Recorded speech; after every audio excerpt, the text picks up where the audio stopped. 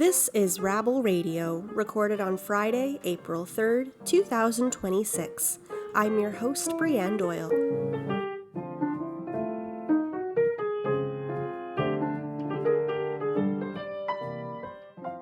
Rabble.ca shares the news of the day through a progressive lens. If you're curious about what's happening in Canadian politics, labor, the environment, and beyond, you've come to the right place.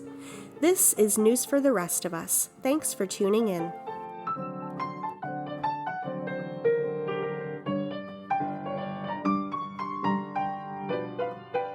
This summer, Vancouver will host 7 matches of the 2026 FIFA World Cup. In the lead-up to major global sporting events like this, a familiar narrative tends to resurface: fears of a spike in human trafficking, particularly for sexual exploitation. Yet time and time again, these claims have been widely circulated without credible evidence or data to support them. Advocacy organizations such as SWAN Vancouver have raised concerns about newly introduced RCMP anti-trafficking units, warning that such initiatives may conflate consensual sex work with trafficking. Critics argue this approach risks further marginalizing sex workers and could ultimately determine the safety of already vulnerable communities. This week on Rabble Radio, Rabble labor reporter Gabriela Calugay-Casuga sits down with Crystal Laderas, the communications manager at SWAN Vancouver, to talk about this issue and why advocating for sex workers' rights and protections is as essential as it is for any other workers in Canada. Here are Gabby and Crystal in conversation. Take a listen. Hey, Crystal, thank you so much for joining us on Rabble Radio today. Oh, thank you so much for having me. Just before we get into it, could you, for our listeners at home, introduce yourself and a bit about the work you do? Yeah, so my name is Crystal. I'm the communications manager for an organization called SWAN Vancouver. We support the rights, health, and safety of migrant women engaged in indoor sex work. We're based in Vancouver, but work across the Lower Mainland in 13 municipalities in BC. And my job specifically has a lot to do with advocacy, public education, and debunking misinformation. Yeah, and I guess on that point of public education and debunking misinformation, can you tell us a bit about this workshop that SWAN had done last year and the issue it was touching on, which was specifically moral panic around mega sporting events and sex work? What exactly is the issue here, and how is it manifesting ahead of FIFA 2026? Yeah, so just to back up, like a SWAN supports women and gender diverse people who are immigrants and migrants. So they're impacted by Canada's sex work laws, as well as the migrants we support. They're facing another layer of criminalization in the immigration and refugee protection regulations, which ban temporary residents from engaging in the industry. They could be detained and deported if they're found to be working in sex work. So what that means is, the barriers that sex workers face when they try to access healthcare, when they try to call police, when they try to access social services are heightened when they also have that second layer of criminalization through the immigration regulations. And they're often the target of a lot of anti-trafficking campaigns. They're painted as victims because I guess organizations or police and institutions really play on racist stereotypes that paint these women as victims who are from a foreign country, who are docile and easily tricked. But we know that's not the case. All these women that we support have chosen to do sex work. They have their own agency and they make choices based on what options they have in front of them. Now, if we look around some of the further myths around trafficking, it's often sex work is conflated with trafficking. And around, whenever there's an Olympics, a Super Bowl, any major sporting event, there's this myth that reemerges that there's a spike in human trafficking, specifically for sexual exploitation. We've seen arguments as far back as Athens 2004 Summer Olympics, And since then, researchers have debunked this claim over and over again. That includes here in Vancouver during the 2010 Olympic Games, when local organizations and a couple of faith groups did like prayer walks outside of massage parlors and strip clubs. There were these like PSAs, you know, those ads that you find in like washroom stalls claiming that there was a spike in sex trafficking. So one group, an organization called the Global Alliance Against Trafficking Women Canada, they looked at the actual police data and determined that there was no concrete or verifiable evidence of trafficking linked to the games. So no cases reached the level of investigation with police, not even evidence of a spike in demand for sexual services. This is not the only research that has proven this. There are studies looking at the Rio Olympics, among other events that have debunked this myth, but it persists, right? So today you see host cities across North America who are hosting FIFA games, pouring money into anti-trafficking public awareness and police enforcement. What we're seeing in Canada is similar. There's an organization out of Toronto called the Canadian Centre to End Trafficking, which published a report in 2024 calling for Vancouver and Toronto and their provincial governments and the Canadian government to remain vigilant about trafficking. So in the report, it admits there really isn't evidence that sex trafficking spikes during these mega events, but it's pushing for trafficking awareness campaigns, and specifically these spot the signs campaigns. So I just want to be really clear with this before I lay these out, because it's good to show the examples, but these campaigns are not based on evidence. But what they claim is that there are these visual clues or behaviors that a person can see to identify trafficking on somebody else in the public, right? So as an example, at the Vancouver International Airport, they're saying that they're getting ready for FIFA and the increase in visitors, and that 85% of their staff are trained by an anti-trafficking organization called Not in My City to spot these signs, okay? So it's a sign allegedly that somebody is trafficked if they have two cell phones. Another sign is expensive clothes, hair, manicure with no known income. Like, how would you know, right? If you're just looking at another traveler, how they paid for their eyelash extensions. A child with someone claiming to be a parent, that's not. Again, how do you know? I think there's a lot of assumptions that might be made there. And this one's always fun. A sign that somebody is trafficked, according to Vancouver International Airport and Not in My City. Too much luggage or not enough. What the right amount of luggage is, I'm not sure. They never clarified. But you do see similarities in these spot the sign campaigns. There's some variations between organizations. RCMP also doesn't like manicures and gel nails, but it also says a sign that somebody is trafficked is that they're from a foreign country and they don't speak English or French. The Canadian Centre is very similar to the Joy Smith Foundation, where they really try to play on parents' stranger danger fears. So they say people should look for signs like different clothes, makeup, pulling away from friends, a sudden change in behavior, which there all could be very more likely explanations for these behaviors or signs, but these organizations really want you to think of trafficking. So what is kind of the impact then on migrant women, specifically when, this panic is heightened and people are, looking out for these signs of something that there isn't necessarily evidence showing is like increasing during these times? Mm-hmm.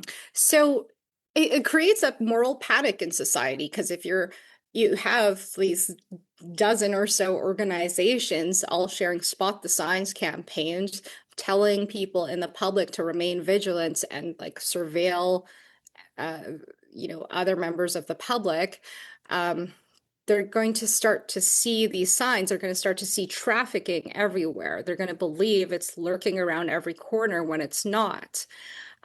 What we're often seeing is that it manifests as a moral panic around trafficking, but then that's now just used as a justification to crack down on sex work, and a lot of the times that's our community that we support, immigrant migrant sex workers.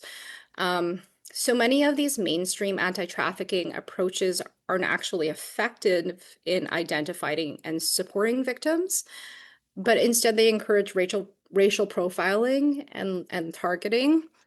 Um, in BC, the RCMP's Counter Human Trafficking Unit just did an operation where they went undercover, posed as either sex workers or sex trafficking victims, and they made contact with 100 clients and arrested a bunch of them. And then they labeled it later as a human trafficking operation. Well, we know because of the evidence that targeting clients endangers sex workers. It really limits their safety strategies. There's an inability here to screen clients, negotiate terms of some of the transactions. Some workers may be displaced to isolated areas. And these operations make the women we support fear police even more. So if they are attacked on the job, or if they experience exploitation, which is what this is all about, right? Then they won't call police. And I can tell you right now, we did outreach recently in Richmond. It's a city outside of Vancouver where this operation took place. And there were a lot of no-shows. So women asked us for safer sex supplies deliveries, and then this operation happened. And then on outreach day, they didn't show up. They're hiding or they're not working anymore. So they're already a marginalized population. They already have limits in making income. And then there's also now a reduction in the interactions between those workers and our SWAN staff, which means there's fewer opportunities to support them and respond to their needs, which may include emergency needs.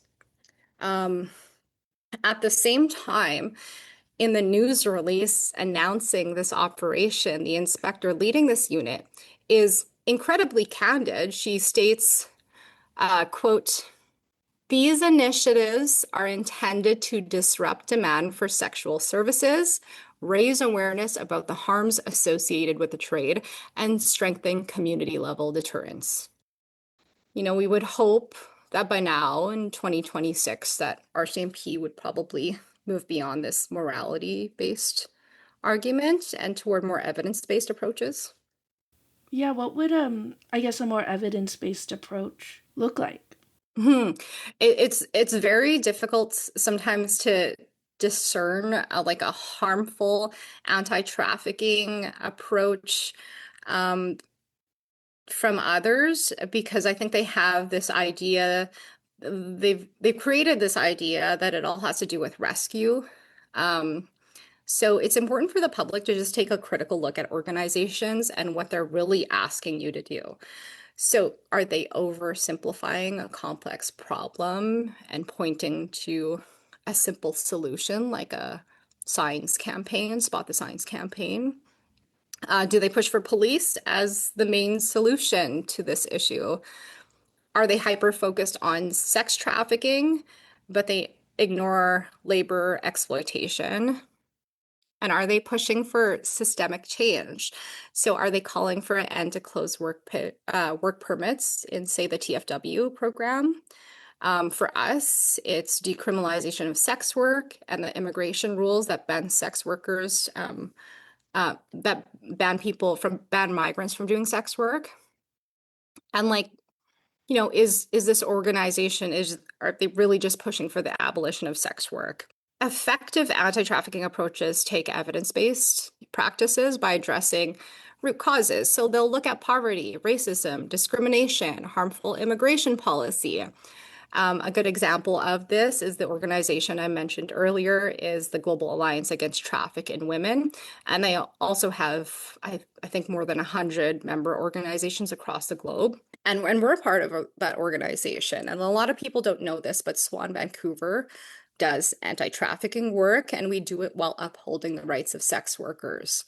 So we speak with women, we visit them regularly, we support them in areas they want us to, so immigration, safety, healthcare access, criminalization. When exploitation does occur, they know who to call for help, and it's likely going to be one of the only organizations that they can access safely and without stigma or attempts to pressure them to exit the industry. So, unlike many of the anti-trafficking organizations, we recognize that sex workers, they may want to leave an exploitative situation and then continue doing sex work elsewhere. And that's very similar to how like a migrant laborer may want to leave an employer who's trafficking them, but they still want to work in their chosen industry. SWAN also pushes for a systemic change. So we call to the end of policies that create the conditions that make immigrant migrant sex workers more vulnerable to violence, including exploitation. So that's us calling for the repeal of Canada's sex work laws and those immigration rules. What are some of the lessons, I guess, that can be drawn from that for other organizations who, are sharing in this concern, but, are maybe not, don't know exactly how to engage with this struggle? Yeah, I think sometimes migrant sex workers get positioned or separate from a lot of different movements. And I'll maybe as an example take like just the general labor or migrant justice movements. But they face the same systems that are targeting migrants more broadly. So that would be like surveillance, data sharing, policing, detention, deportation. The difference is that there's this stigma around sex work that exists in society, and that adds an extra moralistic lens. So that's shaping how these harms are experienced and how like police or other institutions justify these harms. We are part of the Migrant Rights Network. We're one of a few organizations that works with or supports migrant sex workers. And I say are relatively new to the network, but the work is the same. We're fighting against harmful policy, like those sex work laws and immigration regulations, just like MRN is fighting against Bill C-12. And we're really building alternative forms of care and safe places and community. And that's all defined by the people who are most affected.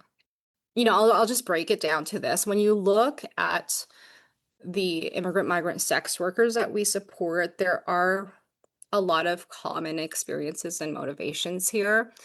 They left their home countries for new opportunities. They send money back home. Maybe they support several family members. Some migrated as international students, others were on work visas. There's a lot of single mothers who face the fear of family separation. And they're doing everything they can to build a life here for themselves and their families. You've mentioned a couple of times that sex workers, when, they experience violence at work or things like that, they might not necessarily reach out for help because of things like stigma. So what is the importance of, shifting kind of the view of this from like a moralistic argument to a labor rights argument? What kind of impact does that have on these workers who are criminalized? Mm-hmm. So when you look at this through like a moralistic lens, it is just really not based on evidence. And the hypocritical nature of this is that if you're arguing for the abolition of sex work or a crackdown on the sex work industry, and you're clapping at enforcement like undercover operations from police, you're actually cheering on the conditions that traffickers or predators would want to take advantage of, right? So if somebody, especially an immigrant migrant worker, is too scared to call the police because maybe they're on a temporary visa and they could be deported, that means that people who want to attack them on the job will do so with impunity over and over again.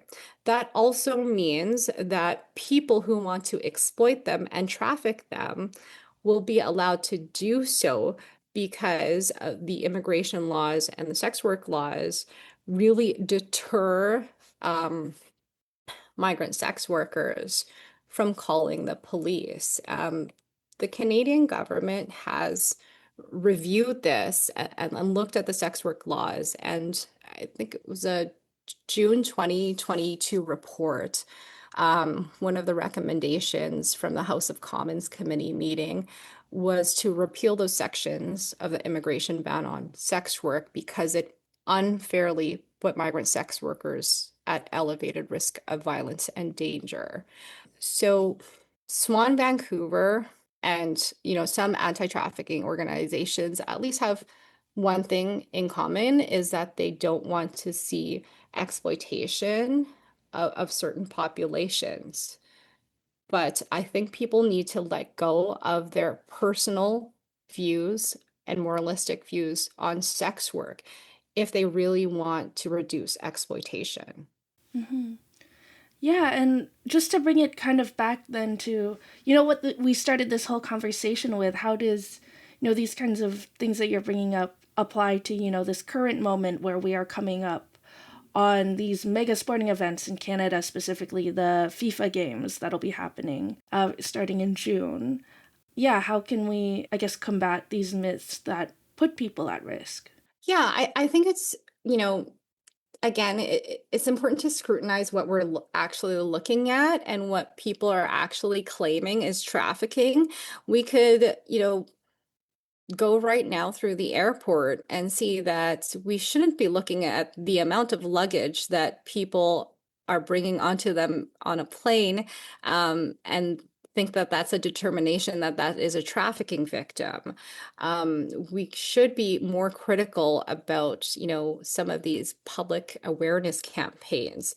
I do think a lot of people were critical when the BC RCMP held this undercover operation, and called it human trafficking. But these are things that, are happening right now. There are a number of red flags or spot the signs campaigns that are here out in public. And I think our worry too is that we're going to see like even more increased enforcement from RCMP, in under the guise of human trafficking around FIFA. I think there's a chance of that. And so what could be the call then to the public in terms of, facing down this chance of enforcement and crackdown from the government and from the police? Yeah, I think it's important to look at evidence-based approaches to anti-trafficking that don't put other populations in harm's way. So there surely has to be effective anti-trafficking actions and measures, that we can take that, don't compromise the safety and basic rights of immigrant migrant sex workers. Crystal, thank you so much for joining us on Rabble Radio today. Thanks so much for having me.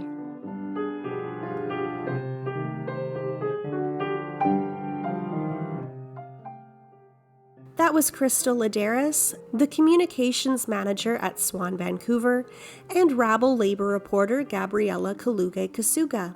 Thanks so much for that, Gabby and Crystal. And now, this is our In Case You Missed It segment, where we review the top stories from this week on rabble.ca. To do that, let's hand things over to Rabble editor Nick Seabrook. Over to you, Nick. Thanks, Brianne. Starting this week with national news. The NDP's national convention wrapped up in Winnipeg on Sunday, March 29th, with the election of a new leader, Avi Lewis. In his speech to the convention, Lewis expressed his deep desire to see his party form government in his lifetime. Lewis also recommitted to several promises that he made throughout his leadership campaign, including a public option for groceries, internet and phone services, and a wealth tax to pay for these and other new social programs. He also said that he wanted to get Canada off of fossil fuels. In closing, Lewis said, quote, "We cannot wait another generation. We've got to start winning now." End quote. In provincial news, some of the leaders of provincial NDP parties were quick to attack Lewis after he was announced as leader. Both the leaders of the Alberta and Saskatchewan NDP parties blasted Lewis for his opposition to fossil fuels. In a post on social media, Alberta NDP leader Naheed Nenshi said, quote, It's clear that the direction of the federal party under this new leader, someone who openly cheered for the defeat of the Alberta NDP government, is not in the interests of Alberta." End quote. Saskatchewan NDP leader Carla Beck went as far as releasing a statement saying that she would refuse to meet with Lewis until he reversed his anti-fossil fuel policies. Other provincial NDP leaders, like Manitoba Premier Wab Kinew, were quick to express their support for Lewis, with Kinew even appearing on stage with Lewis during his victory speech. Kinew called the election of Lewis to the national leadership as a great day for the party, and that Lewis was a leader with an inspiring message. Also this week, there was a degree of bittersweetness for Lewis in the wake of his election as NDP leader. Less than 48 hours after he won the leadership, his father, Stephen Lewis, died after a long battle with cancer. Stephen Lewis was himself a former leader of the Ontario NDP and an ambassador to the United Nations. Avi said that even in his final days, his father Stephen was constantly asking for updates on the federal NDP leadership race from his hospital bed.